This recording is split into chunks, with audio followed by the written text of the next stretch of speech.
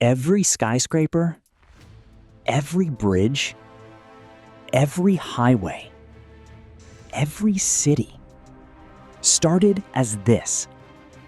Not steel, not concrete, just an ordinary piece of limestone. Today, we're following its incredible journey, from solid rock to the foundation of the modern world. Our journey begins deep inside a limestone quarry. These massive rock formations were created millions of years ago beneath ancient seas, where layers of shells, corals, and marine organisms slowly transformed into limestone. Today, that ancient rock is the foundation of one of the world's most important industries. Powerful drilling machines bore deep holes into the quarry face. Explosives are carefully placed. Then, in a matter of seconds, solid rock is broken into thousands of tons of usable stone. Gigantic excavators load the fractured limestone into haul trucks capable of carrying hundreds of tons in a single trip. The rock begins its journey to the cement plant. But before it can become cement, it must first become something much smaller. The limestone enters enormous crushers that reduce massive boulders into smaller fragments. But limestone alone isn't enough.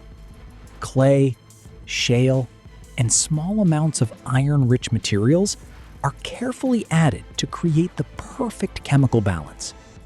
Together, these raw materials are blended with incredible precision. Next, they enter giant grinding mills.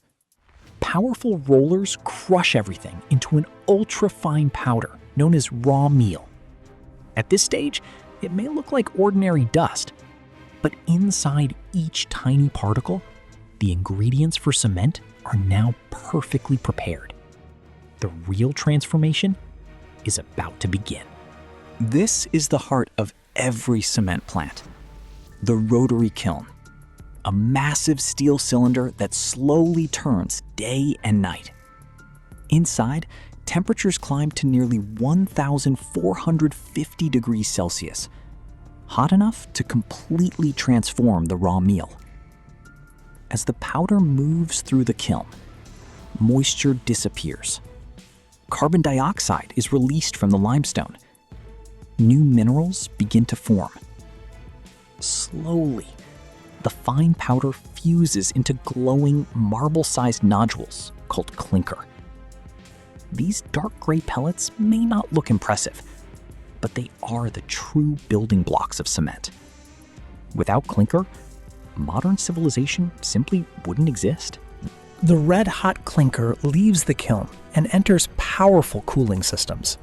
Cooling must happen quickly. It locks in the mineral structure that gives cement its strength. Next, the clinker is mixed with a small amount of gypsum. This simple addition controls how quickly cement hardens after water is added.